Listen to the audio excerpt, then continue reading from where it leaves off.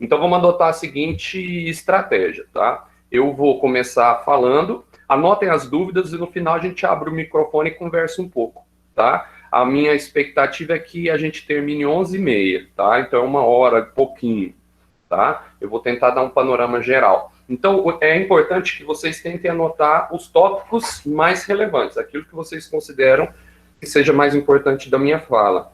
Se em algum momento travar, ou se em algum momento tiver algum problema, me interrompam, tá? E me falem, tá certo? Tudo bem? Tem uma galera entrando ainda, mas eu já vou começar. Coloquei minha camisetinha vermelha para falar de Revolução Russa, logicamente, né? Porque tem que Arrasou, professor. Aquele style de professor doutrinador comunista, né, Maria Clara? Tem que ter o Eu adoro. Por quê? Eu já peguei, ela tá velha, tá surrada, mas eu peguei, velho. Tem que ser camisetinha vermelha.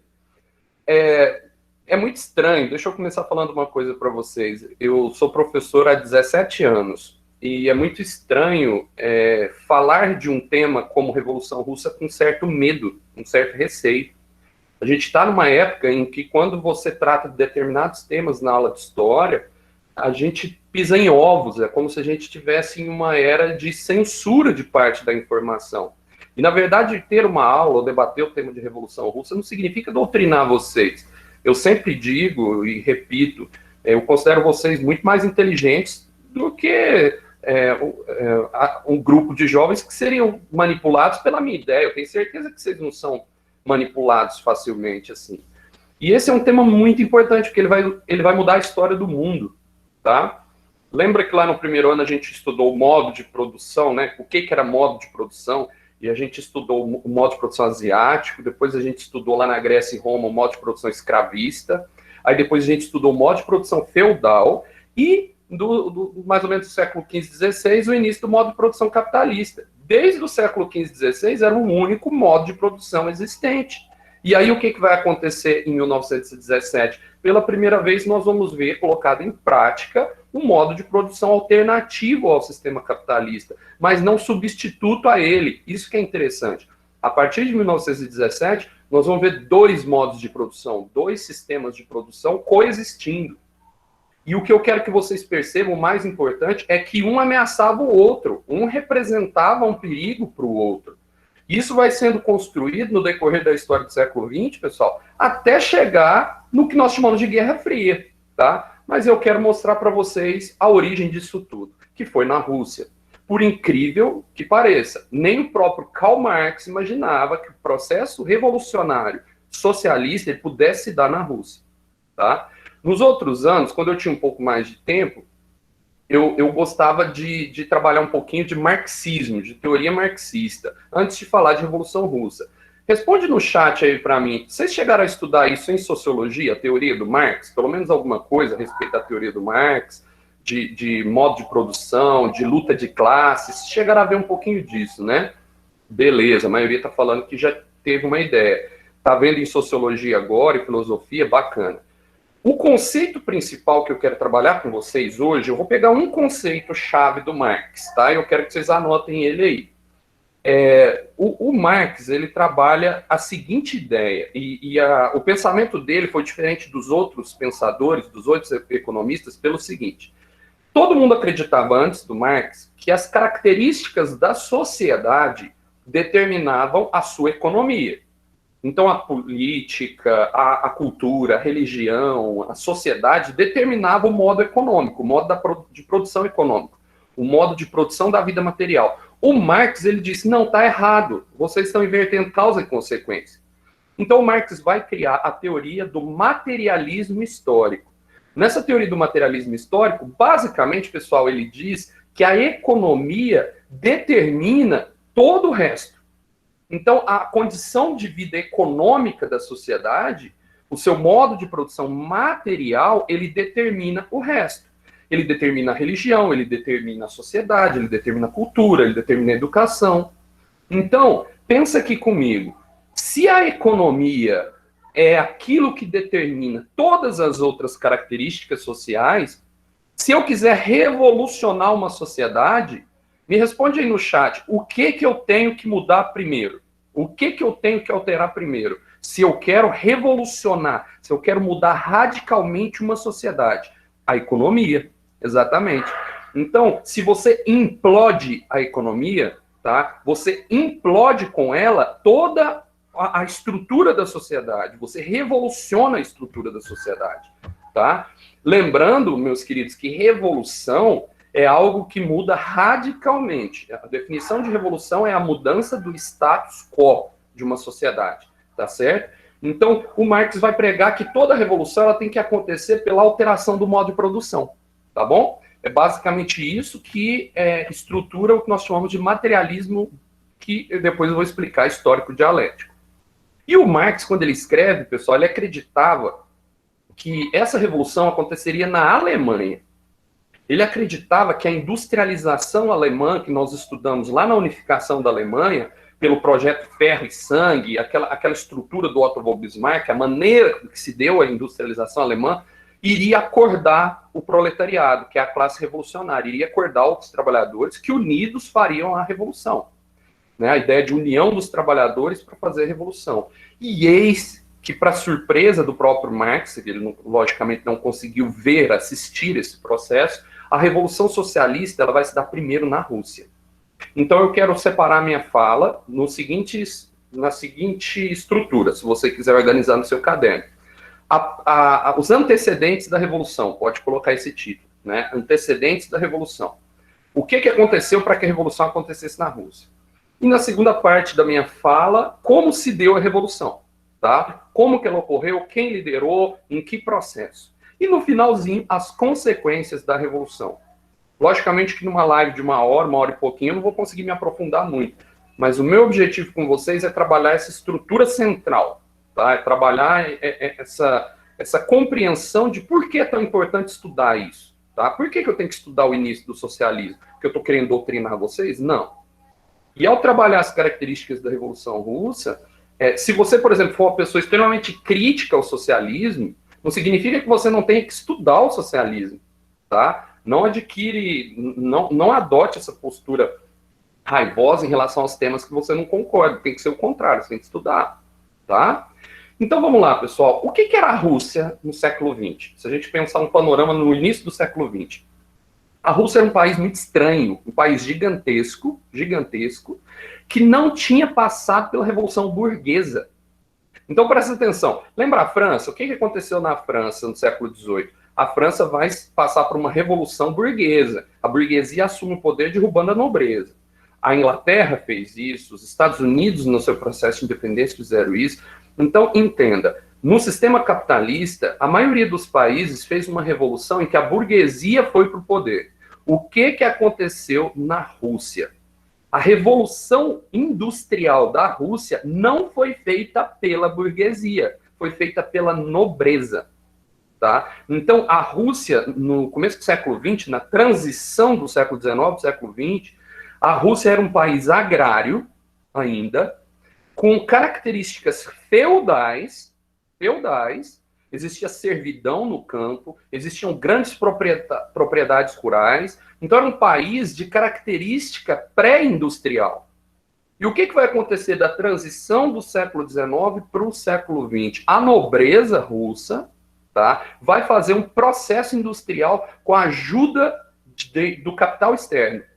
Quem que vai ajudar a Rússia a fazer a sua revolução industrial? Quem me fala no chat? A gente já falou sobre isso, hein? Lá na aulinha de Primeira Guerra Mundial, lá nas aulinhas anteriores, eu acho que a gente falou quais são os dois países que pegaram a grana e botaram na Rússia e falaram, ó, faça a sua revolução industrial. A Inglaterra foi um, Ana Luísa, é um dos países, adivinha qual foi o outro? Não, a Alemanha não, Cauane. Quem que é o parceirinho da Inglaterra? Sempre estão juntos, apesar de se odiarem, sempre estão juntos. França, muito bem. França e Inglaterra vão investir capital na Rússia. Tá? Isso vai ser importante para vocês entenderem daqui para logo, qual que é a parceria entre eles. Mas uma coisa a gente já falou. Por que a Rússia entra na Primeira Guerra Mundial? Por essa dívida com a Inglaterra e com a França. Então, presta atenção aqui. Se eu pensar economicamente, a Rússia é um país predominantemente agrário, que fez uma revolução industrial forçada com capital externo. O que isso provocou? O enriquecimento da elite e um abismo maior ainda em relação aos que são ricos e os que são pobres. O trabalhador russo vai sofrer, o do campo vai sofrer com êxodo rural, e o da cidade vai sofrer com péssimas condições dentro das fábricas. Essa é a primeira característica para você entender por que o troço vai acontecer lá na Rússia. Por que essa revolução vai acontecer lá na Rússia. Segunda característica, a Rússia ainda era um país absolutista. Olha isso, pessoal. A Rússia fez a Revolução Industrial sendo absolutista. Tá? A Rússia vivia um tipo de absolutismo chamado de czarismo. Anotem isso, tá? Czarismo. Por que esse absolutismo era chamado de czarismo? Porque a figura do rei da Rússia era chamado de czar, tá? O czar, ele era o líder da Rússia, o poder estava centralizado nele. No caso do contexto da Revolução Russa de 17, foi o czar Nicolau II, tá? Então, a Rússia vivia um sistema de absolutismo. Tá vendo? Não caiu o absolutismo igual na França. Então, deixa eu falar uma frase importante e para vocês entenderem. Todos os países fizeram a revolução política para fazer a revolução econômica, que era industrial. A Rússia não fez isso. A Rússia fez a revolução econômica sem fazer a política. Então, quando chega no século XIX, eu tenho um país agrário ainda, mas que fez uma industrialização rápida e forçada com capital externo e ainda era governado por um sistema absolutista de poder. Então, olha só, eu estou explicando para vocês entenderem como que vai quebrar, tá? Uma sociedade extremamente desigual, uma revolução industrial rápida e forçada com capital externo, uma sociedade baseada no poder centralizado e uma sociedade com característica feudal. Ó, dica para o vestibular. Todas as vezes que eu falar característica feudal, eu estou dizendo que esse país, ele é predominantemente agrário. Eu estou dizendo que esse país não tem leis escritas claras, não tem um sistema jurídico, é baseado na tradição. Eu estou dizendo que esse país não tem um trabalho assalariado, o trabalho é predominantemente servil. E eu estou dizendo que esse país é baseado em uma sociedade de privilégios, de concentração desses privilégios. Essa é a Rússia que nós temos na transição do século XIX para o século XX. E as coisas vão começar a dar errado. Tá? As coisas vão começar a dar errado de dentro para fora. E o trabalhador vai começar a se organizar. Diante da crise econômica, diante da fome, diante da exploração no universo do trabalho, eles vão começar a se organizar, tá certo? E alguns fatos são importantes para entender essa organização. A frasezinha que você vai gravar para mim sobre a Revolução Russa é: não há nada tão ruim que não possa piorar. Não há nada tão ruim que não possa piorar. E é exatamente isso que vai acontecer na Rússia. A condição de trabalho não era boa no início do século XX. A economia não estava sob controle, a industrialização não trouxe um sucesso econômico para a Rússia, tá?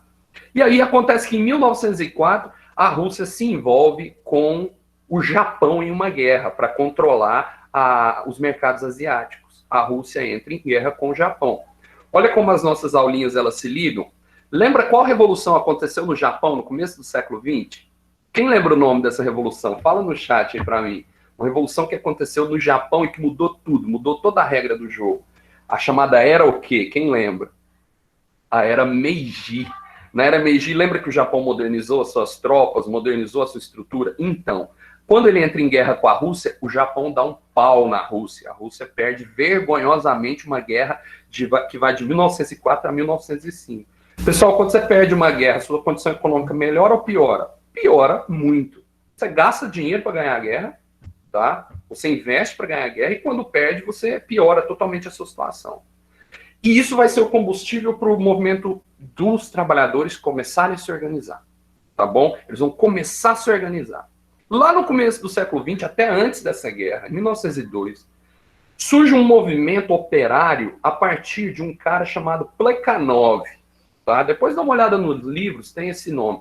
O Plekhanov ele nem é tão importante por ele mesmo na história da Revolução Russa.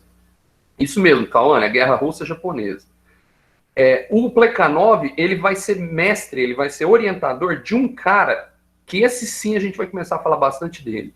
Vladimir Ilyich Ulyanov. Alguém sabe o apelido desse cara? Do Vladimir Ilyich Ulyanov?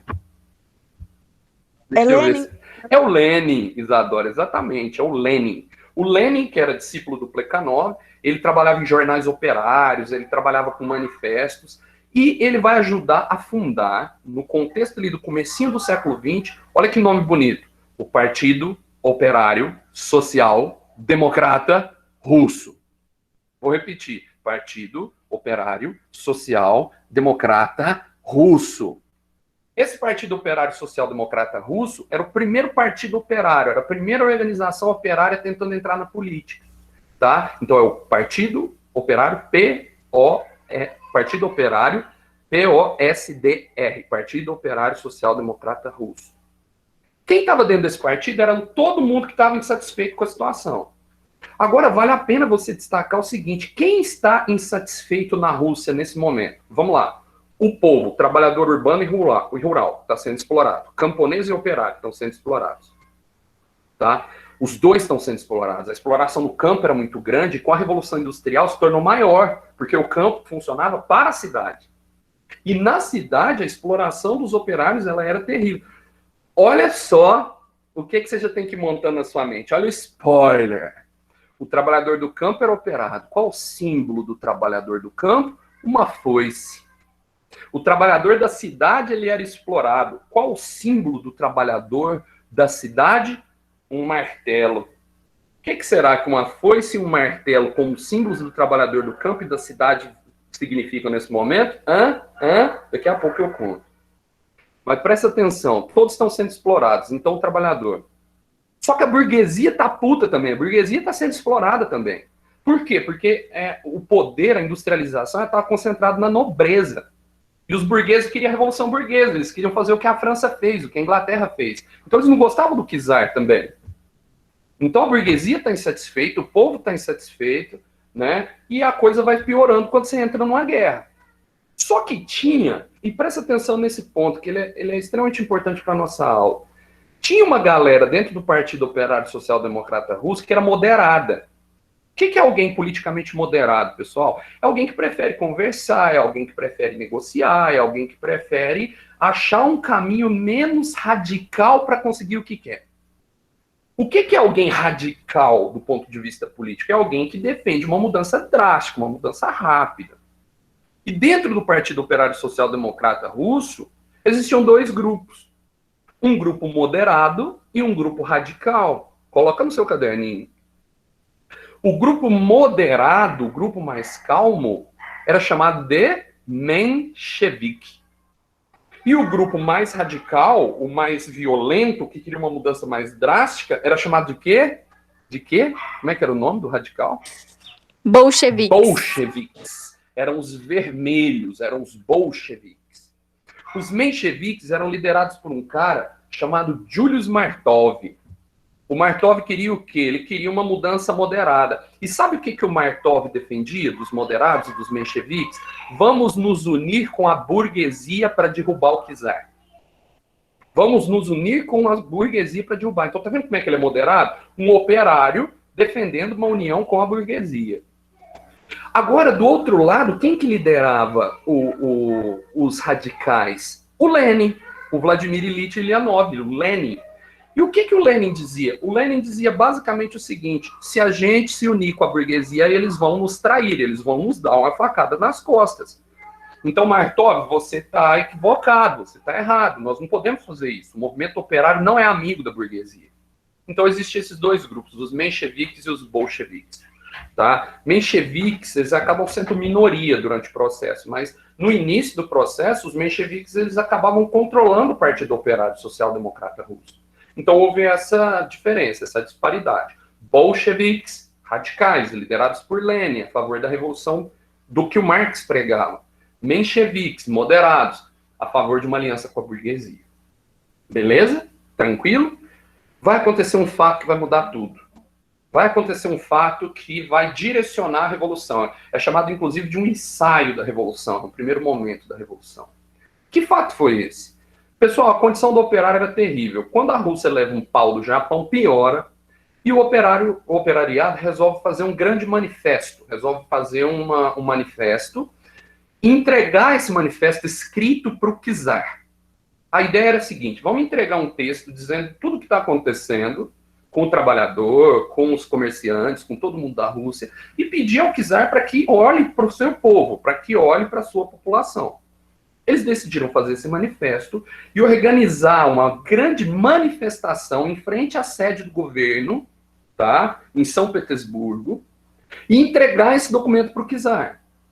Então eles se reuniram. E a ideia era radical nesse momento? Não, era pacífica. A galera queria um movimento pacífico. Tanto é que eles encheram a manifestação de crianças, mulheres e idosos. Vai prestando atenção para você ver o que isso vai virar. Crianças, mulheres e idosos. E foram para essa manifestação entregar o documento para o czar. Eis que quando uma multidão, os historiadores divergem, alguns falam 150 mil pessoas, alguns falam 300 mil pessoas, mas eram milhares de pessoas, se aproximam da sede do governo, o que o czar interpreta? Que era uma revolução radical. Ele interpreta que era um movimento de tomada de poder, porque estavam acontecendo greves, estavam acontecendo manifestações nas fábricas, paralisações, e aí a galera toda desloca para a sede do governo em 1905, para entregar esse papel. O czar não entende, nem a guarda czarista entende. E eis que, antes de falar o que aconteceu, eu falo o nome desse evento para vocês. Alguém sabe como esse evento que aconteceu em 1905 ficou conhecido na história? Domingo Sangrento. Então dá para vocês anteciparem de que a coisa não deu certo. E eis que a guarda czarista dispara na multidão, atira na multidão. E morrem mais de 1.000 pessoas. Nesse momento, todos se apavoram e esses tiros na multidão e essas pessoas que morrem acabam virando um símbolo do governo, porque o czar ele passa a ser visto como alguém ruim. A moral política dele cai muito. Agora, sabe quem que disse que iria participar desse movimento e no dia da manifestação não foi? O grupo dos cadetes. Que partido que era esse, os cadetes? Os social-democratas. Adivinha de qual setor social que eles eram? Burgueses. Os burgueses não foram nessa manifestação. E aí eu pergunto para vocês o seguinte, depois que o czar atira na multidão, quais teses que ficam mais fortes? As teses bolcheviques ou as teses mencheviques? Qual ideia que ganha moral depois desse evento? Os bolcheviques, não? Dos bolcheviques. Porque o Lenin disse, eu avisei. Eu disse que isso iria acontecer. E aí, pessoal, a partir de 1905, começa a se organizar a Revolução. E ela vai se organizar principalmente por uma coisa, um termo, anotem no caderno de vocês, isso é extremamente importante para entender a Revolução Russa. Ela começa a se organizar a partir de conselhos de operários, de grupos de operários que começam a se reunir e começam a tomar o controle das cidades. Sabe qual o nome que é dado a esses grupos de operários, a esses conselhos de operários que eram reunidos? Sovietes. Vocês acham que esse termo vai ser importante para a gente? Lógico, né? Porque nós estamos estudando o surgimento de qual país mesmo? Qual o nome do país que nós estamos estudando o surgimento dele? União Soviética. Então, a partir de 1905, surgem e começam a se desenvolver os sovietes. Eu vou dar um exemplo para vocês, um exemplo bem bobo, mas é uma analogia. Vamos supor que o IFTM é um país, tá? O IFTM, Campos Fazenda Assombradinha, é um país. Aquele lugar que você já disse que odiou e que hoje você ama e sente saudade, né? Então, o IFTM, imagine que ele é um país. Se ele é um país, o diretor é o presidente desse país, os diretores são membros do governo, imagina que a coordenação é tudo membro do governo. E não está dando certo, o IFTM está uma porcaria, não tem aula, não tem comida, falta energia, falta as coisas tudo, os cachorros estão avançando em todo mundo, né? Estão criando uma mutação de cachorro com gato, sei lá, imagina que o troço fica feio. Não, a diretoria não consegue coordenar, a gestão não consegue. E eis que os alunos se unem, formam um conselho de estudantes, e esse conselho de estudantes vai e toma o controle da escola. Expulsa o diretor, expulsa os coordenadores, e a partir de agora, quem manda no IFTM é um conselho de alunos. Essa analogia é basicamente a analogia do soviético. Uma cidade que os políticos não conseguiam mais controlar, se reunia, um grupo de operários, e tomava o controle da cidade. Entenderam o que é soviético? Soviético, portanto, é um conselho de operários. Esses conselhos vão tomando o controle da cidade. E olha que bacana, pessoal. Sabe o que começou a acontecer? O duro que eu vou entusiasmando é a galera acha que eu sou comunista, né? Não é, é porque é interessante perceber esse processo. Olha o que vai acontecendo. As greves vão aumentando. Quando tem uma greve, tem uma paralisação, o governo da cidade manda o quê? Manda exército, manda soldado para acabar com a greve. E aí, quando os soldados chegavam e apontavam as armas para os manifestantes viravam para os soldados e falavam: vocês não estão contra nós, vocês estão conosco, vocês estão com o nosso movimento, vocês são pobres, vocês são explorados, vocês estão defendendo um governo que não melhora a vida de vocês. E aí começou a acontecer que em várias manifestações os soldados passavam para o outro lado, os soldados czaristas, os soldados ligados ao governo, passavam para o lado dos operários e aumentavam o movimento operário. Então, os soviéticos foram tomando várias e várias cidades, e cidades importantes da Rússia. Cidades que você tinha pontes, centros de distribuição de água, de distribuição de combustível. Então, tudo isso, a partir de 1905, esse movimento vai crescendo. Imagina se fosse o Brasil, a sede do governo é Brasília. Mas a partir de 1905, se fosse aqui no Brasil, imagina que os soviéticos começaram a controlar São Paulo, Rio de Janeiro, Goiânia, Araguari, todas essas grandes metrópoles, entendeu? Começam a controlar as várias cidades. É isso que aconteceu na Rússia. Os soviéticos foram crescendo e foram controlando as cidades. A situação econômica estava terrível e piorava. Se já era ruim com a derrota para o Japão, piorou. Se já era ruim com o Domingo Sangrento, piorou. Crise econômica, falta de alimentação, exploração no campo, exploração nas fábricas. Então tudo vai piorando. Mas falta um ingrediente.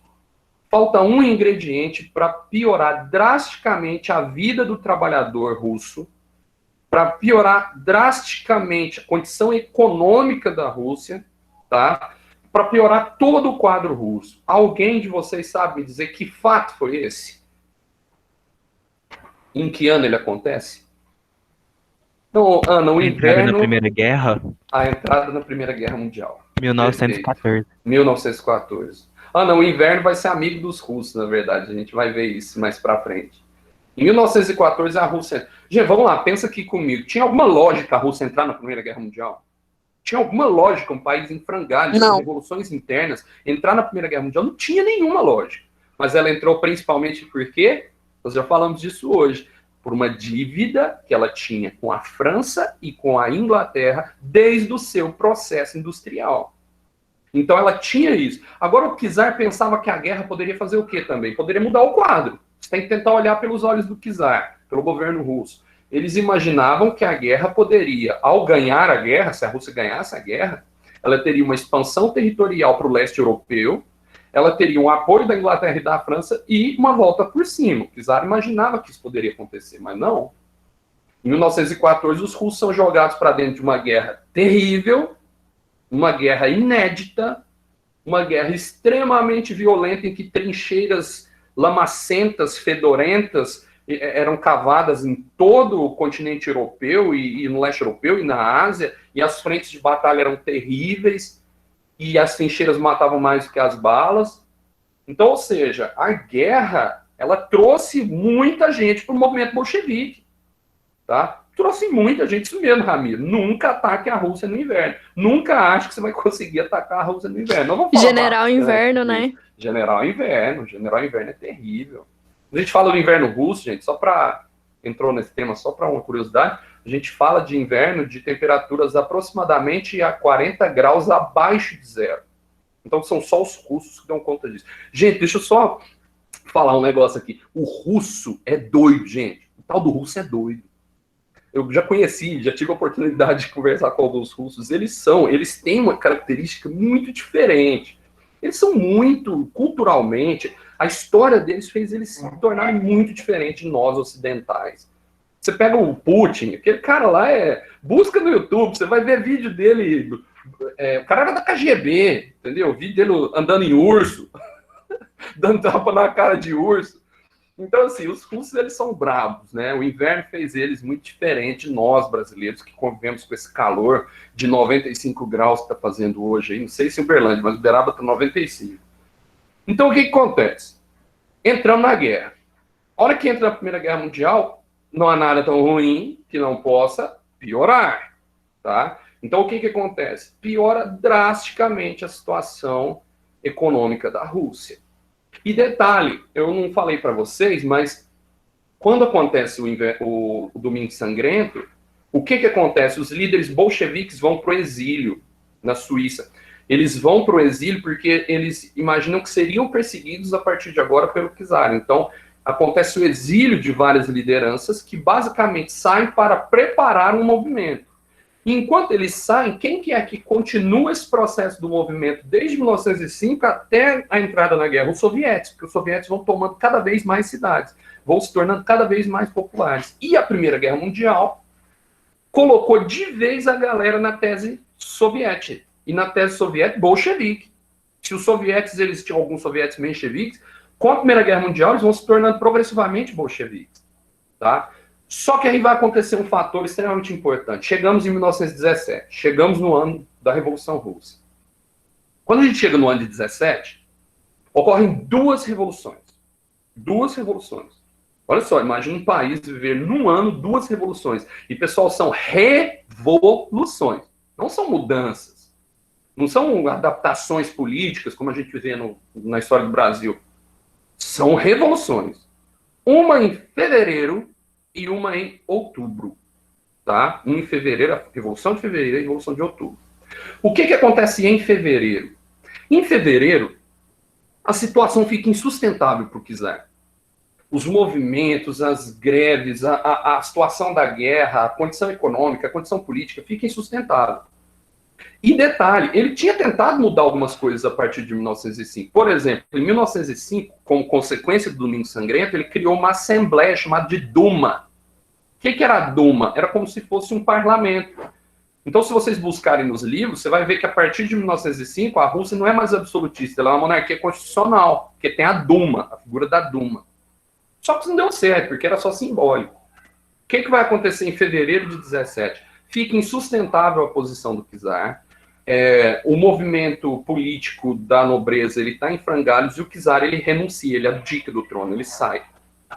Quando o czar sai do trono, quando ele abdica, quando ele renuncia, o que entra no lugar do czar? Não é um governo bolchevique, não é um governo socialista. O que entra no seu lugar é um governo constitucional. Então, basicamente, o que acontece em 1917, em fevereiro? Acaba o czarismo. Então, se perguntarem para vocês, por que fevereiro foi uma revolução? Porque acabou o czarismo. E a Rússia vira uma espécie de república, uma república guiada pela Duma, guiada por esse órgão. Tá? Então, o que acontece? Toma o poder uma república. A Rússia se torna uma república. Bolchevique ou menchevique? Menchevique. Porque quem vai para o poder são os burgueses. Quem vai para o poder são os moderados. Então eu tenho a Assembleia da Duma no centro desse governo que agora controla a Rússia. Então, vamos lá, para vocês entenderem. Em fevereiro, o czar sai, acaba o czarismo, mas em seu lugar vem um governo burguês. Ou seja, o que aconteceu em fevereiro foi o que aconteceu em 1789, a partir de 1789, na França. Entenderam? Foi o que aconteceu na Revolução Inglesa. Ocorre a Revolução Burguesa em fevereiro. Mas é muito doido, porque ela vai durar só até outubro. Quando acontece a Revolução Burguesa, os burgueses tomam a Duma, o que é que a galera já percebia que existia na Rússia? Um duplo poder. Presta atenção. Os burgueses estavam controlando o governo a partir de fevereiro. Só que era claro, era óbvio que existia um duplo poder. Quem sabe o que é esse duplo poder? Quem arrisca o que é essa outra parte? Que uma são os burgueses que estão no centro do poder. Mas eles falavam, não tem um poder só. Já existe um duplo poder. Qual é o duplo poder?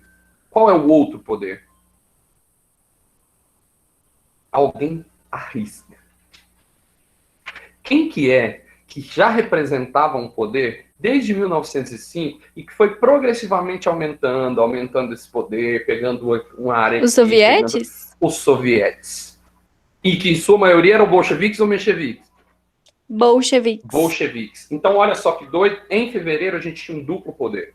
No governo central, os burgueses que governavam por meio da Duma.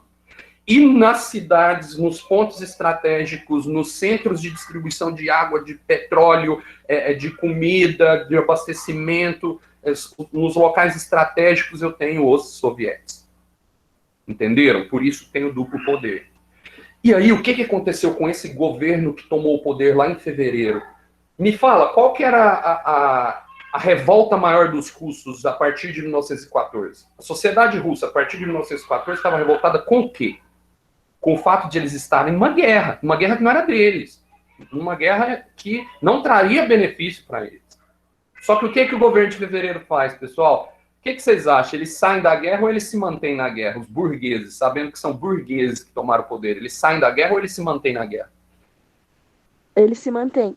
Eles se mantêm, porque eles contam com qual ajuda para eles se firmarem como governo? França e Inglaterra. Então, eis que eles não saem da guerra, eles tomam o poder, mas não saem da guerra. Pessoal, ocorreu uma revolução política em fevereiro? Sim. Ocorreu uma revolução social? Não. Ocorreu uma revolução econômica? Não. Era capitalista, continua capitalista. Eu tenho uma situação de caos social, continua caos social. Só que eu tenho agora um novo setor social governando. Adivinha quem vai voltar do exílio quando acontece a Revolução de Fevereiro e o czar sai do poder? Lenin. Ele volta com seus dois coleguinhas. Vocês sabem quem são os dois coleguinhas do Lenin? Lenin. E Fala, Maria Trotsky. Clara. Trotsky. Trotsky. E o outro, quem que é? Stalin. Lenin, Trotsky e Stalin. Eu vou contar para vocês a piada mais engraçada que vocês já ouviram na vida de vocês. Presta atenção. Você sabe por que o Stalin nunca atendia o telefone? Você sabe? Porque era Trotsky. Porque era Trotsky. Nossa, professor, parabéns. Parabéns, foi ótimo. Presta atenção, olha a Depois das oportunidade. piadas ruins, são os professores de Química e Biologia. Tá? Depois dessa piada, sua vida mudou, entendeu? Se você quiser conquistar uma pessoa pelo humor, você manda essa piada para ela na hora, entendeu? Então, presta atenção. Deixa eu já falar agora, sem zoeira, desses carinhas. Stalin e Trotsky vão ser extremamente importantes no processo da Revolução. São os três, é a tríade. Lenin, Stalin e Trotsky. Quem que era o Lenin? O líder. Era o marxista. Era o das ideias. Quem que era o Stalin? O Stalin, ele era o chefe do partido bolchevique, dos bolcheviques. Ele era o político. O Lenin era o idealista. O Stalin era o político. E quem que era o Trotsky? O Trotsky era o cara que estava organizando a chamada Guarda Vermelha, que vai se transformar no quê? No famoso e terrível e temido Exército Vermelho. Então, o que eu tenho? Lenin, Trotsky, Stalin, lideranças bolcheviques, lideranças que voltam do exílio. Então, olha só, em fevereiro eles retornam. E em abril acontece o primeiro congresso dos sovietes. Reúnem-se as lideranças soviéticas. Olha o negócio acontecendo. Eu acho legal essa parte porque a coisa está acontecendo. Em abril, se reúnem todos no primeiro congresso soviético. As lideranças soviéticas se reúnem. E o Lenin é eleito presidente do Conselho dos Operários do Povo, ou seja, o líder dos sovietes. E ele lança, e anota no seu caderninho, que isso cai pra caramba em vestibular, as chamadas teses de abril. O que são as teses de abril? São as ideias que ele defende a partir desse mês, abril. Então eu tenho a Revolução em fevereiro e o Lenin vem com as teses de abril. As teses de abril podem ser resumidas em 3 pontos. Primeiro ponto, ele lança a seguinte frase: paz, terra e pão. Anote no seu caderno. Paz, terra e pão. Tenho certeza que vocês conseguem entender isso aqui. Quando ele fala paz, o que ele está defendendo lá no Congresso Soviético? Na hora que ele fala Saída paz, da guerra. saída da guerra, imediata. Sai da guerra, imediatamente. Essa guerra não é nossa. A Rússia tem que se render e sair. Paz. Terra. O que ele está falando? Palavrinha que até hoje assusta. Até hoje assusta. Reforma agrária. Reforma agrária. E pão, ele está falando para acabar com a fome da Rússia. E para acabar com a fome, você tem que mudar o sistema produtivo, porque o campo estava funcionando para industrialização e não para matar a fome.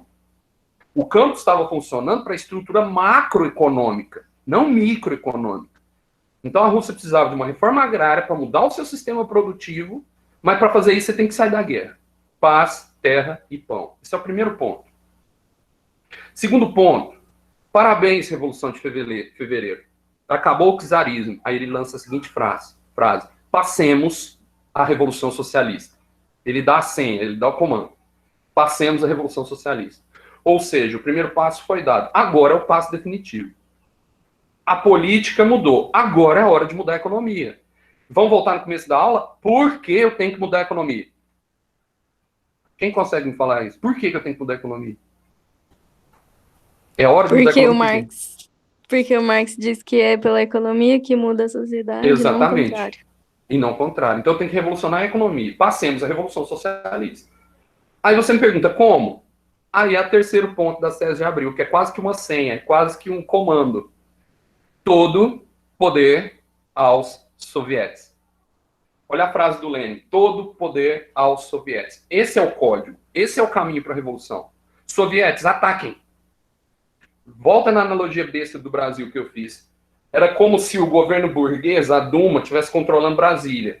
Mas São Paulo, Rio de Janeiro, Belo Horizonte, todas as capitais estão tomadas pelos sovietes. Ou seja, todo o poder aos sovietes. Pessoal, olha que interessante que você tem que ter o conhecimento de história geral para você entender a história do Brasil. Lembra lá no... Vocês já tiveram aula de Vargas com o Rodrigo? Já, né? Sim. Já. Lembra que tem dois grupos na Era Vargas que estavam em conflito? Quem lembra quais são esses dois grupos aí, lá da Era Vargas? Vamos lá, vamos ver se vocês buscam história. Era o Partido Comunista e não, eram outro, siglas. esqueci o nome. Era isso antes do Vargas virar uma ditadura, antes dele proclamar o Estado Novo. Tinham duas siglas que representavam pensamentos opostos. Uma representava o fascismo e outra representava o socialismo. Vocês lembram qual que era? A e B, Maria Eduarda colocou. Lembra o que é a e B? A Ação Integralista Brasileira, que era fascista. E a ANL, Aliança Nacional Libertadora. Lembra qual era o lema da ANL? Alguém lembra? É unir as forças revolucionárias? Eu não lembro. Mas tinha uma frase que era o lema deles. Olha que massa. Todo poder ANL. De onde eles tiraram o lema todo poder ANL? Todo poder aos sovietes. Era uma alusão exata ao lema da tese de Abril do Lenin. Por isso que o Vargas fala que a ANL era comunista e estava unido com a revolução, com a União Soviética e queria dar um golpe comunista no Brasil. Essa é a narrativa, entendeu? Essa é a questão. E tinha pão, terra, liberdade, exatamente, Maria Eduarda. Exatamente. Entenderam? E aí o que acontece? Eis que o quadro se agrava, a permanência na guerra enfraquece o governo provisório, o czar imaginava que as potências externas iriam ajudar ele a voltar para o poder, por isso que ele renuncia, tá? Mas olha o que acontece. O agravamento da condição política, econômica e social, quando chega em outubro, uma greve que se inicia pelas mulheres, olha que interessante isso, um movimento liderado pelas mulheres dentro das fábricas, vai se transformando num grande movimento que se espalha por todas as cidades, e isso culmina com a deposição desse governo provisório, do governo de fevereiro. Não sei se eu falei esse termo, mas o governo de fevereiro é chamado de governo provisório. Esse governo provisório ele é derrubado e os bolcheviques assumem o controle, por meio da tomada de poder feita por quem? Pelos sovietes. E aí o que acontece em outubro de 1917? A Revolução Política, Econômica e Social. Porque acaba o quê? Acaba o capitalismo e se instaura, a partir de 1917, um governo socialista. O primeiro governo socialista, de fato, da história da humanidade. A gente teve pequenas experiências socialistas, a Comuna de Paris foi uma delas, mas é pela primeira vez que se instaura um governo aos moldes do que foi escrito pelo Marx. Deixa eu antecipar uma coisa para vocês. A teoria marxista vai ser toda alterada no decorrer da história da União Soviética, né? Eles vão modificar totalmente o que estava ali no manifesto do Partido Comunista. Mas até esse momento, tá? Eu digo que até ali em 1921 a gente tem o marxismo ocorrendo como ele disse que ocorreria. O que acontece na Revolução Russa é o que está escrito lá. Aí vários alunos viram para mim e falam assim, Marco, como que eles deixaram isso acontecer? Como que as potências capitalistas, as grandes potências capitalistas, deixaram isso acontecer? Vocês imaginam por quê? O que está acontecendo no mundo, gente, em 1917? O mundo está passando pelo quê? Pela Primeira Guerra Mundial. É isso que você fala, né, Ramiro? É a Primeira Guerra Mundial. Todos estão envolvidos num conflito, existem frentes de batalha, existem interesses em conflito. Então, meio que eles não sabiam muito bem o que estava acontecendo na Rússia. Eles imaginavam que era uma revolução deles ali, que a coisa ia se organizar. Tanto é que quando eles percebem, não dá mais tempo. Então, em 1917, eles tomam o poder. E quando eles tomam o poder, pessoal, todos os bancos são estatizados, as propriedades da nobreza são todas incorporadas ao Estado, que agora é um Estado proletário, tá? As empresas, as fábricas, os donos, vão para o exílio, são expulsos. A família do czar vai ser toda morta, tá? Os bolcheviques vão assassinar os remanescentes da nobreza.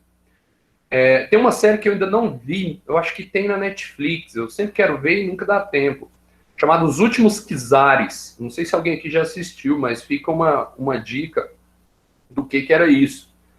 Isaac, tá, você colocou uma pergunta, né, Isaac? Aguenta aí que a gente já vai partir para as perguntas, aí você me repete ela que a gente vai responder. A Ana Luísa está falando da Anastácia, eu esqueci de citar para vocês que lá no início, além da crise econômica, da crise social, o problema do absolutismo czarista era que eles estavam há 300 anos a mesma família no poder. E adivinha qual família é essa? Os Romanov, tá? Então, se você vai ver a Anastácia era Romanov. A princesa Anastácia do desenho era Romanov. Tinha 300 anos que eles estavam no poder. O que os bolcheviques vão fazer? Eles vão assassinar a maior parte dos membros da nobreza. Por quê? Porque eles não queriam nenhum tipo de retorno. Aí, e aí eu vou ter radicalização do processo da Revolução. Em outubro eu tenho Revolução Socialista. Entendeu? Então, sendo bem objetivos, essas análises bem objetivas. Em fevereiro, acaba o czarismo. Em outubro, acaba o capitalismo. Tá? Em outubro, acaba o capitalismo. E o que o Lenin faz? Declara a estatização das fábricas, a estatização das empresas, a propriedade rural agora também é controlada pelo Estado, não é mais da nobreza, não é mais da iniciativa privada, e sai da guerra imediatamente. Em 1917, o Lenin assina o Tratado de Brest-Litovsk. Ele sai da guerra, tá? Ele se rende à Alemanha. Nessa negociação com a Alemanha, tem ali uma negociação territorial, mas ele sai da guerra. Esse não era o objetivo. Perguntinha para vocês. A partir do momento ali em 17 que os bolcheviques tomam o poder, aí tá tudo bem, a economia muda, a política normaliza e eles conseguem ter um governo pacífico, tranquilo e próspero? Vocês acham que isso acontece em 1917? Não. Lembra da frase? Não há nada tão ruim que não possa piorar. O que aconteceu? O ano de 17 agrava ainda mais o quadro econômico da Rússia. A radicalização e a mudança econômica agrava o quadro social. Mas aí é que está. A Primeira Guerra Mundial, ela fez com que os russos aderissem à ideia do bolchevismo, à ideia do socialismo. O Partido Bolchevique vai virar Partido Socialista, o único partido aceito. Então, o horror da guerra faz com que a maior parte da população russa concorde com o processo e com o governo que está, e dá legitimidade a esse governo que está. Isso foi extremamente necessário porque vai acontecer agora. Olha só, vou voltar no tempo. A Rússia estava numa crise, agravamento da crise política, econômica e social.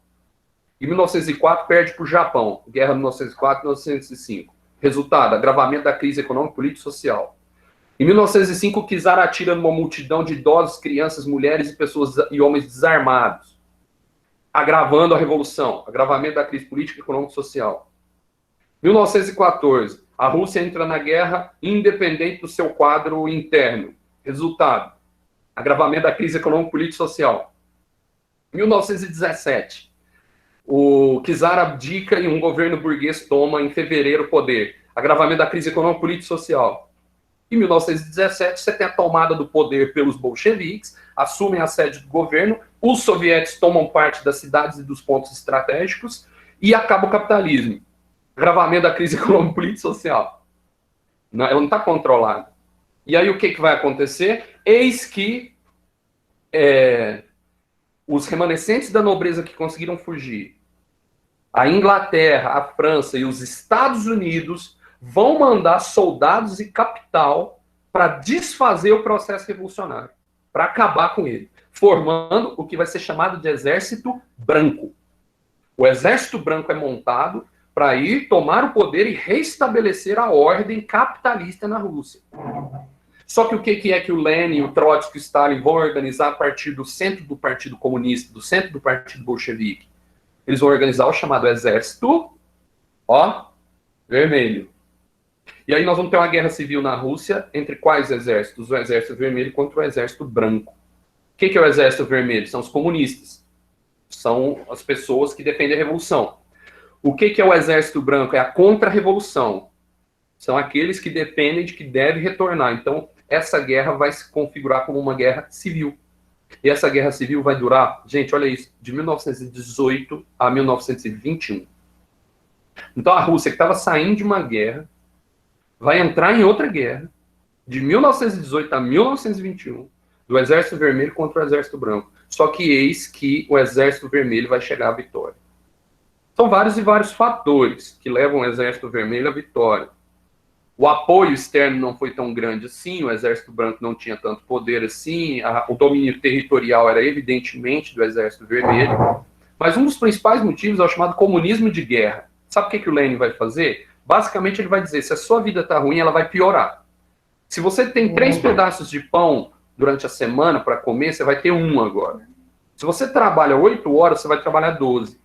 Ou seja, você, trabalhador, a sua vida vai ficar mais drástica, vai piorar, mas em nome da vitória da revolução. Então ele vai explorar definitivamente a mão de obra nesse momento. E aí vai levar a vitória em 1921. Adivinha o que vai acontecer em 1921? Agravamento da crise econômica, política e social. Só que num quadro de vitória política dos soviéticos. E aí vai ter a mudança. Aí vai ter a mudança da teoria do Marx. Quando chega em 1921, o que vai acontecer? A Rússia está quebrada. Só que não é mais Rússia. Em 1921, ela vai se transformar em URSS, União das Repúblicas Socialistas Soviéticas. Quais são as repúblicas socialistas soviéticas? São aquelas repúblicas, as áreas controladas pelos soviéticos. O Lenin, ele vai ser eleito Conselho dos Operários do Povo, presidente do Conselho dos Operários do Povo, portanto, ele centraliza o poder junto com o Partido Bolchevique, que a partir de agora se chama Partido Comunista. Ao centralizar esse poder nele, a partir de 1921, o Lenin tem que tomar uma decisão para acabar com a crise política, econômica e social que estava na União Soviética, porque senão, de dentro para fora, a revolução iria morrer. Ela iria durar pouquíssimo tempo. Se ele não conseguisse reverter esse processo, ela iria durar pouquíssimo tempo. E aí, em 1921, pessoal, estou encaminhando para o fim, porque nós já tivemos a Revolução. O que vai acontecer agora depois dela?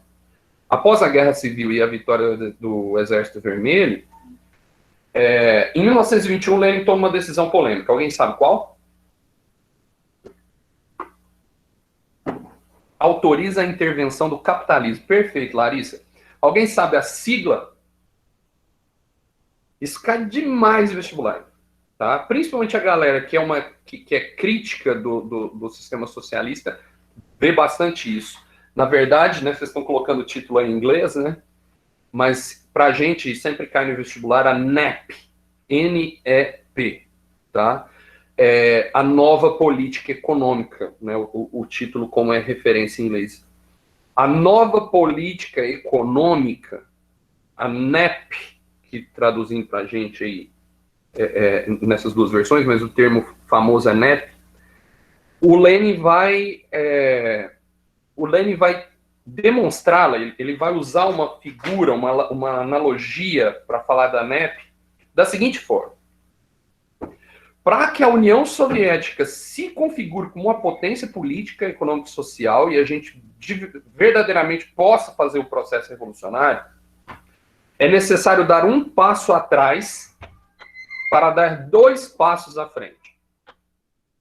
Alguém de vocês aqui me responda, quando eu dou um passo atrás e dou 2 passos à frente, ao final, o que eu fiz? Olha, andou pra frente. Eu andei, não andei, Isso. Vinícius? Eu dei um passo, não dei? Se eu der um passo atrás e der 2 passos à frente, não, eu dei 1 atrás. Se eu der 2 à frente, eu dei 1 passo à frente. Então eu evoluí. Eu não evoluí tanto, porque eu tive que voltar, mas eu evoluí. Então o que o Lenin fala? É hora de dar um passo atrás para dar 2 passos à frente. E o que é dar um passo atrás? É permitir algumas práticas, isso foi a NEP, a permissão de algumas práticas capitalistas no centro da União Soviética. Então, a União Soviética virou capitalista? Não. A economia é controlada pelo Estado. O campo é controlado pelo Estado, a produção ampla, a macroeconomia, toda controlada pelo Estado. Mas o Lenin permite algumas práticas capitalistas. Por exemplo, a prática do lucro, tá? Que o Marx disse que tinha que ser abolida por meio da revolução feita pelo proletariado. O Lenin permite a prática do lucro. Eu vou dar um exemplo bem genérico para vocês entenderem. É como se, vamos lá, eu, como um cidadão camarada soviético, tenho que produzir para ser mandado para uma cooperativa e ser distribuído. Então eu tenho que produzir 8 horas diárias. Com a NEP, eu sou autorizado a trabalhar, se eu quiser, 12 horas diárias, e essas 4 horas excedentes serem convertidas em lucro para mim. Eu vendo essas 4 horas excedentes. Então, basicamente, o que ele permite? A prática do lucro, a prática de uma iniciativa privada em pequena escala. E eis que ele salva a União Soviética. Por meio do quê? De uma prática de economia mista. A NEP faz com que a União Soviética não entre numa crise econômica. Né? Então, de uma certa forma, o que salvou a Revolução Socialista... Gente, por isso que eu amo história. É muito louco. O que salvou a economia socialista e a instauração de um sistema soviético que vai se tornar a maior potência do mundo em 1945, junto com os Estados Unidos, foi a prática de economia mista que permitiu pequenas ações, pequenas práticas capitalistas. É igual na Segunda Guerra Mundial. Os nazistas só são vencidos porque existe uma aliança dos soviéticos comunistas com os americanos capitalistas para salvar a democracia. Ou seja, né, a história não é simples. A história não é simples de entender. Não é o bem contra o mal. Né? Eu sempre falo isso para vocês. Não é o bem contra o mal. Não é preto no branco, são tons de cinza. Muito mais do que 50. Então, o que vai acontecer? Em 1921, você tem a NEP. E aí, eu vou só fechar com vocês agora, essa primeira live, esse primeiro bloco. O que vai acontecer? Em 1924, Lenin morre. Em 1924, Lenin morre. Quando Lenin morre, ele morre por uma intoxicação no corpo dele, por chumbo que saiu de uma bala que ele tinha alojada no corpo dele. Então, é muito estranho, porque parece muito com envenenamento, né? Existem teorias da conspiração que falam de envenenamento. Ele morre por intoxicação de uma bala que tinha alojado no corpo dele. E quando ele morre, pessoal, quem são as 2 possibilidades de assumirem o controle da União Soviética? Stalin e Trotsky. E o Stalin. Presta atenção, não eram só 2 pessoas, eram 2 projetos. O projeto do Trotsky, do Leon Trotsky, era o projeto marxista. Se você quiser resumir no seu caderno, Trotsky, projeto do Trotsky, era o socialismo no mundo. O que ele defendia? Ele defendia que a revolução tinha que partir para o leste europeu, e do leste europeu para o centro da Europa, e da Europa para o mundo. O Trotsky defendia que tinha que aproveitar o fim da Primeira Guerra Mundial e as consequências do fim da Primeira Guerra Mundial, para quê? Para que o proletário global se unisse. E aí a revolução vai acontecer no mundo, assim como Marx tinha profetizado, né? Tinha planejado. Esse era o Trotsky. Então, o socialismo no mundo. E o Stalin? O Stalin, ele defendia que a União Soviética se transformasse em uma superpotência e aí depois ela lideraria o processo de revolução global. Então, é o socialismo na URSS. O Stalin defende o socialismo no mundo, o Trotsky, e o Stalin defende o socialismo na União Soviética. Quem que acaba sucedendo o poder? Joseph Stalin. Olha só, gente, o Stalin vai pegar o poder em 1924 e ele vai deixar o poder em 1953, quando ele morre, tá? Então, eis aqui o início de um dos governos mais tirânicos, ditatoriais, poderosos e influentes da história do mundo. O Stalin é um dos grandes ditadores do mundo. Existem pessoas que dizem que o Hitler, perto do Stalin, fica no dedinho do pé. Existem lendas de que quando o Stalin morreu, ele fedeu, o corpo dele fedeu dentro do quarto 3 dias, porque ninguém tinha coragem de bater na porta para acordar o cara. Entendeu? Existem várias lendas, que eu vou falar isso numa próxima aula com vocês. A figura do Stalin, a gente aborda ela, né? O stalinismo eu abordo em outra aula. Mas o Stalin assume a União Soviética em 1924, e aí ele vai acabar com a NEP. E ele vai substituir a NEP pelos planos quinquenais, que eu vou explicar depois. Ou seja, ele traz a economia para o Estado de novo. Ele determina uma economia explicitamente socialista e absolutamente controlada pelo Estado. E o duro é que o troço vai dar certo. E para finalizar minha fala, por que é tão importante estudar isso tudo? O que vai acontecer, meus queridos, em 1929? Se eu falar essa data para vocês, 1929, o que aconteceu? A crise de 29. A crise de 29, que é uma crise que vai afetar o mundo inteiro. Vai, não vai? Vai afetar o mundo inteiro. Vai mudar a economia global, não vai? Só que é uma crise de 29, é uma crise do quê? Ou, sendo mais específico... Do capitalismo. Nossa Senhora! Capitalismo. Então, existe um lugar do mundo que não será afetado negativamente pela crise de 1929, que é a União das Repúblicas Socialistas Soviéticas, que em 29 estava com seus planos quinquenais a 1000. A sua economia estava se desenvolvendo e vai chegar na Segunda Guerra Mundial como uma grande potência econômica. Então, o que a crise de 29 ela vai fazer? O povo que sofreu com a crise de 29 passou a ter uma alternativa, porque olhava para a Rússia e falava, ué, mas olha ali o que está acontecendo. Olha o caminho que eles trilharam. Olha a possibilidade que nós temos. Então, olha o que o mundo passou em 29. Um risco real de que a Revolução Socialista se globalizasse. Se globalizasse a partir do quê? Se globalizasse a partir da crise. A partir do que vai acontecer. E aí, olha por que a gente tem que estudar isso. Para que isso não ocorresse, para que essa crise global não permitisse a organização do movimento operário da classe trabalhadora num perfil político socialista, os países capitalistas, em sua maioria, cederam o controle político para um grupo que tinha como a principal promessa controlar o avanço do movimento socialista. Qual é esse grupo? Os fascistas, que na Alemanha eram chamados de nazistas. É por isso que é extremamente idiota, desculpa usar esse termo, mas me revoltam, tentativas de associação do nazismo como um movimento de esquerda. O nazismo, meus queridos, não é um movimento de esquerda porque ele nasceu para combater o movimento de esquerda que é o socialismo.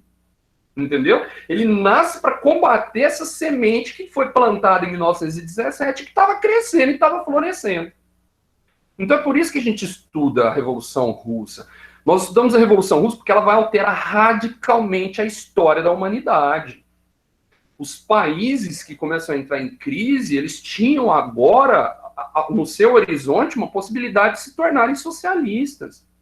E esse medo ele vai se tornar cada vez maior na medida em que os soviéticos não são afetados pela crise da ordem liberal capitalista em 29. Então vejam que interessante que é. O mundo agora, o xadrez global, ele mudou.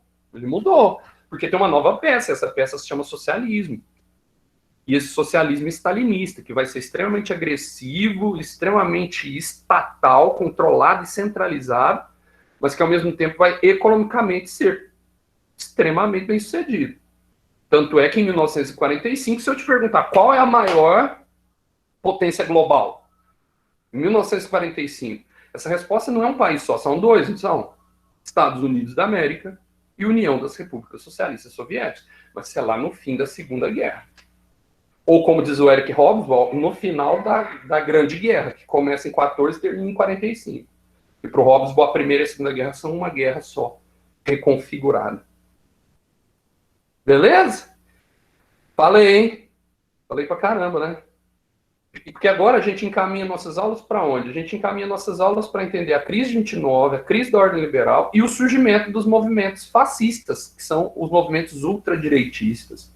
São os dois próximos temas nossos. Nós vamos estudar a crise de 29, a ordem liberal, a crise de 1929, na verdade três, né? A ordem liberal, a crise de 1929 e o surgimento dos movimentos ultradireitistas, que são os movimentos fascistas.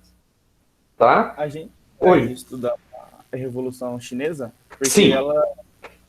a Revolução Russa influenciou diretamente a Revolução Chinesa. Perfeito, perfeito. Ocorre a proximidade dos dois regimes, assim, absolutamente, e influencia muito.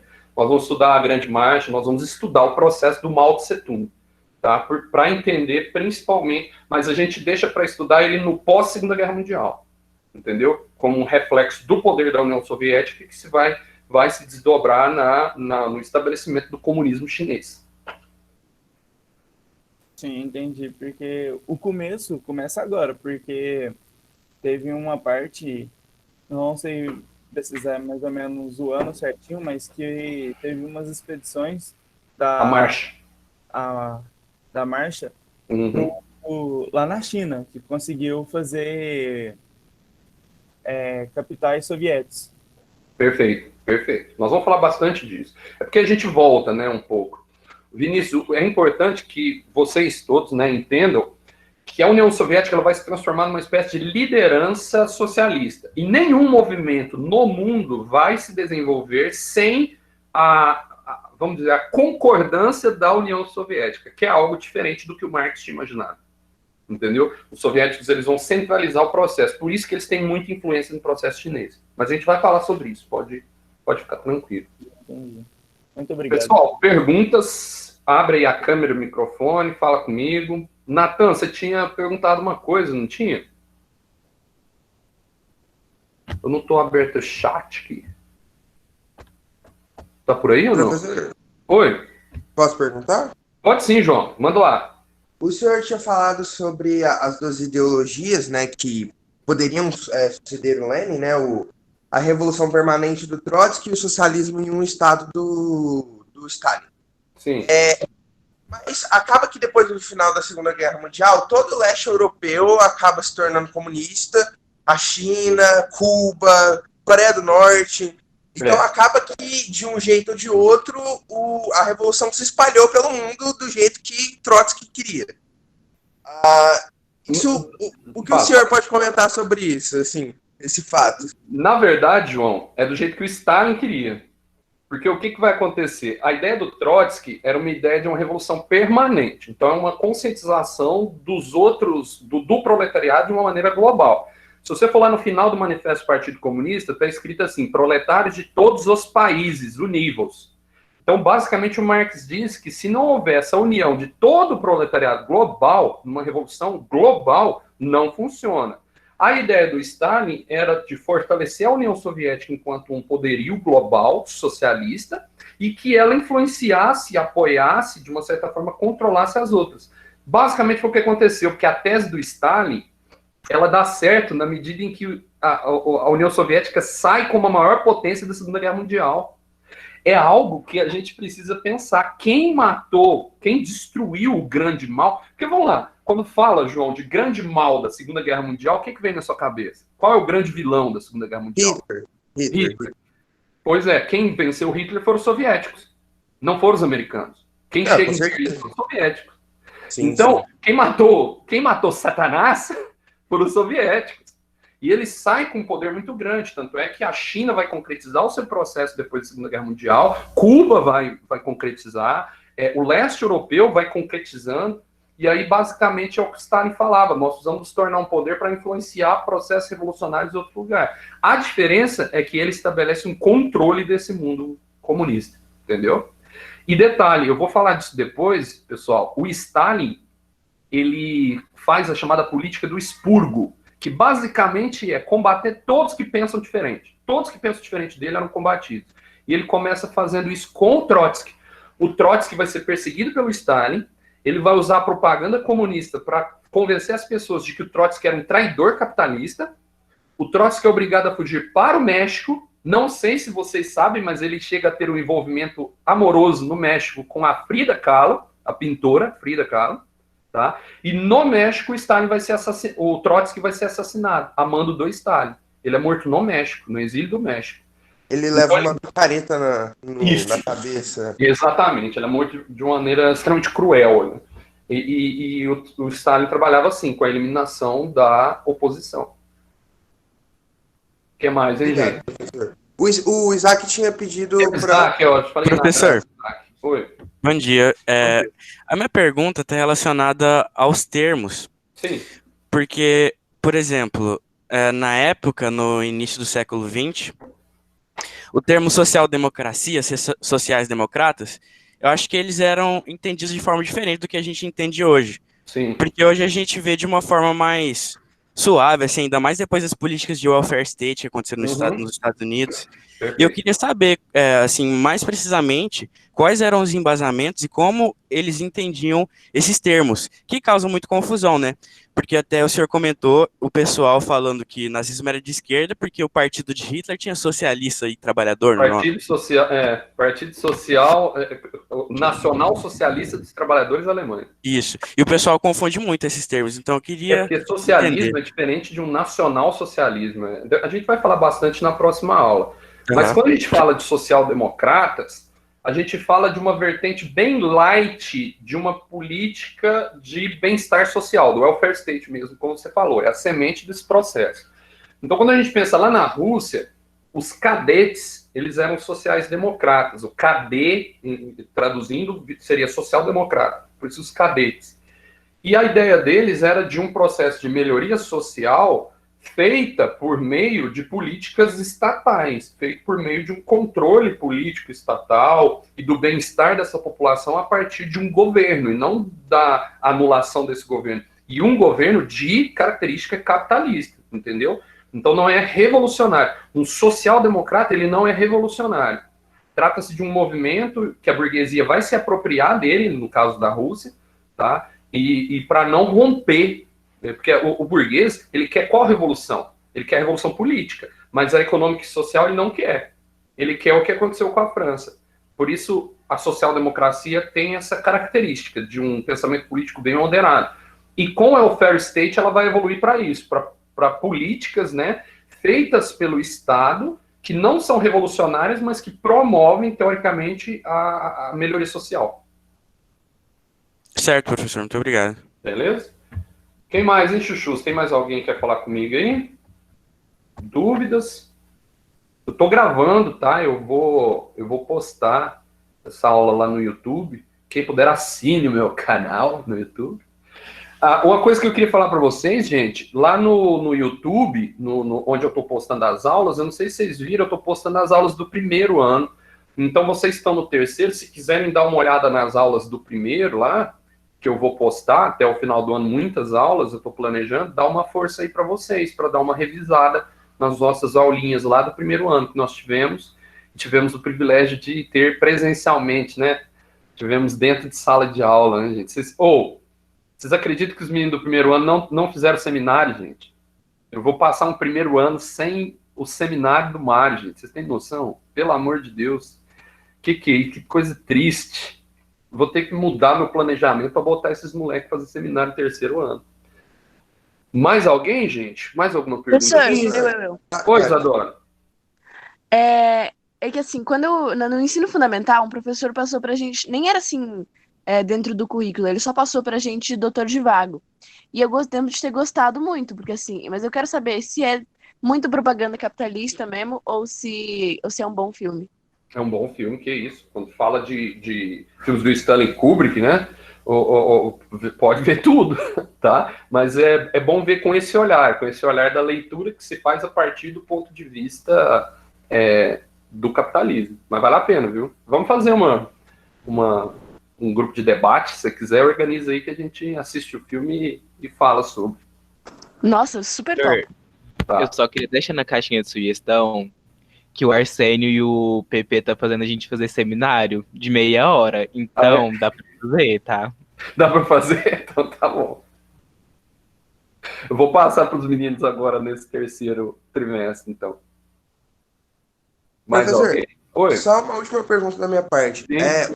Quando o senhor for falar de fascismo e nazismo, mais né, um pouco, você vai falar sobre a ação antifascista na Alemanha, a origem dela no geral?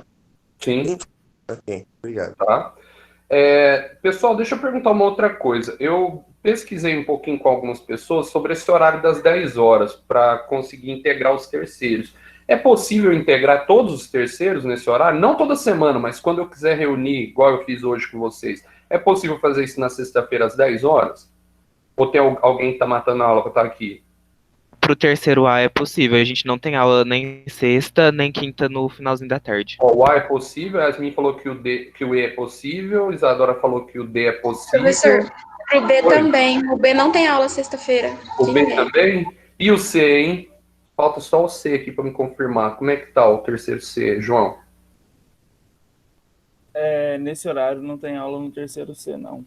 Tá. Mas Porque eu tem o problema do Edilson, porque nesse horário é o horário do Edilson. Aí entendi. Mas ele dá aula geralmente na segunda-feira. Tá bom. Quando eu for fazer algum encontro dessa natureza, porque eu vou continuar gravando videoaulas, mas eu quero fazer lives assim para comentar determinados temas. Sobretudo quando entrar no fascismo, é bem interessante que a gente faça essas reuniões, faça essas lives aqui, tá? Então eu vou marcar mais com vocês. Eu quero me encontrar mais presencialmente com vocês, tá? Mais alguma questão, alguma pergunta? Podemos encaminhar para finalizar? Então, espero ter ajudado vocês, espero que tenha sido de proveito, que vocês tenham conseguido acompanhar. Me coloco à disposição para tirar dúvidas lá no Classroom, tá? Coloque aqui suas dúvidas sobre a videoaula, e aí eu vou postar essa videoaula para vocês, se quiserem assistir de novo e fazer as anotações. Tá bom? Obrigado aí pelo feedback de vocês aqui no chat, tá? Muita saudade, estou na esperança de que a gente consiga, pelo menos, nos encontrar uma vez esse ano. A gente está tendo movimentos de volta às aulas, tal, não sei como é que vai ser dentro do Instituto, mas tenho muita vontade que a gente consiga, né, pelo menos uma vez, em todo o distanciamento possível, nos encontrar, tá bom? Estou morrendo de saudade de vocês, sou um professor viciado pela sala de aula, vocês sabem isso, e é difícil, né, mas parabéns, vocês estão conseguindo vencer um dos anos mais difíceis, talvez o mais difícil da minha vida como professor. Eu acho que o mais difícil da vida de vocês como alunos, né, como estudantes. Não consigo imaginar que seria diferente.